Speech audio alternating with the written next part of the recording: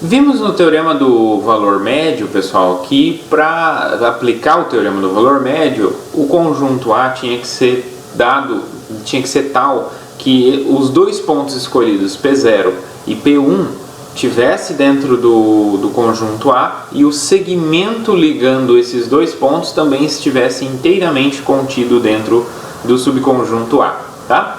Então agora a gente vai ver alguns tipos de conjuntos que vão estar relacionados com essa existência desse segmento, ou não, tá bom? Então vamos lá, para começar a gente vai definir o que significa um conjunto ser conexo por poligonais, tá? Então dizemos que um subconjunto A do plano R2, ele é conexo por poligonais se para quaisquer dois pontos P0 e P dentro do conjunto A existe uma poligonal ligando P0 e P que está contida em A. Tá bom? Ou seja, se eu tenho esse conjunto A aqui, o que vai acontecer se eu pegar dois pontos aqui quaisquer? Por exemplo, eu posso pegar esse ponto aqui, P0, e esse ponto P. Note que se eu pegar a reta, o segmento que liga P0 a P, ele não vai estar contido totalmente dentro desse conjunto A. Não vai estar dentro, ele vai pegar alguns pontos fora. Tá? Então esse carinha aqui não tem esse segmento. Então ele, por exemplo, para esses dois pontos e esse conjunto A, não vale o teorema, tá? Do valor médio. No entanto, esse conjunto ele é conexo por poligonais. Por quê? Porque eu posso pegar aqui, ó, em vez de eu ir reto para lá, eu posso vir aqui, vir aqui, vir aqui e vir aqui. Tá vendo?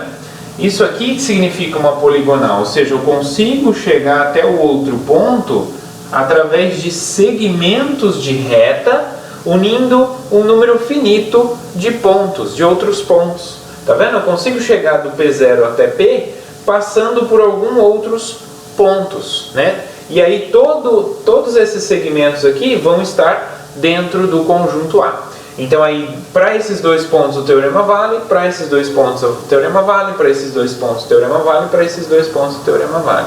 Então eu consigo analisar ali entre os dois, olhando para esses segmentos, tá bom? Então isso aqui significa dizer um conjunto conexo por poligonais. Mas a gente não vai estar tão interessado em conjuntos conexos por poligonais, mas em conjuntos convexos. Por quê? Porque olha só, o que significa um conjunto ser convexo? Então a gente diz que um subconjunto A do R2, ele é convexo, tá? Não é conexo, é convexo. Se para quaisquer dois pontos P0 e P dentro de A, o segmento P0P está totalmente contido em A, tá? Ou seja, esse caso aqui, esse exemplo aqui não é convexo, né? Esse cara não é convexo. Então aqui é um exemplo de conexo por poligonais. Tá? E aqui? Bom, e esses dois aqui? Esse cara aqui, ele é convexo? Né? Não. Por que ele não é convexo? Porque se eu pego, por exemplo, tem que valer para quaisquer dois pontos. Então se eu pego P1, não, P0, né? P0 e P. Se eu pego P0 esse ponto e eu pego P esse ponto, o que vai acontecer? O segmento que liga os dois, ele vai ter pontos dentro do conjunto A e pontos fora do conjunto A, tá? Então esse cara aqui, ele não é, então esse aqui não é convexo, tá?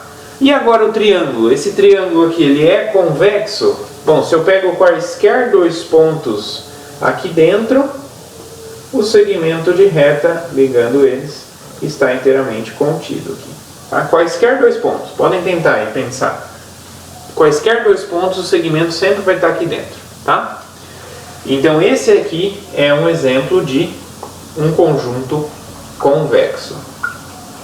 Tá bom? Bom, por que são importantes os conjuntos convexos? E aí a gente tem uma observação.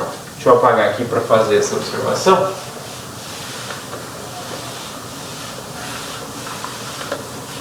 Então temos a seguinte observação. O teorema do valor médio, ele exigia o seguinte, que eu tinha um conjunto e dados dois pontos de tal forma que o segmento entre os dois pontos esteja contido no conjunto A. Então, se a minha função é definida num conjunto A que é convexo, eu não preciso me preocupar com a questão dos dois pontos, né? Vai valer para todos os pontos, né? Para todos esses dois pontos, para quaisquer dois pontos nesse conjunto A. Então, essa aqui é a observação. Então, logo, o teorema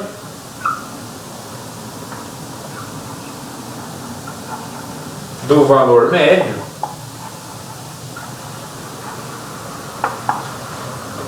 vale para toda função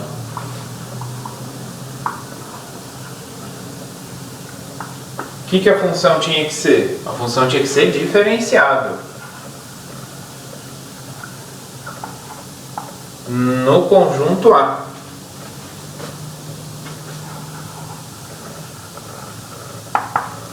Então é diferenciável definida em um subconjunto convexo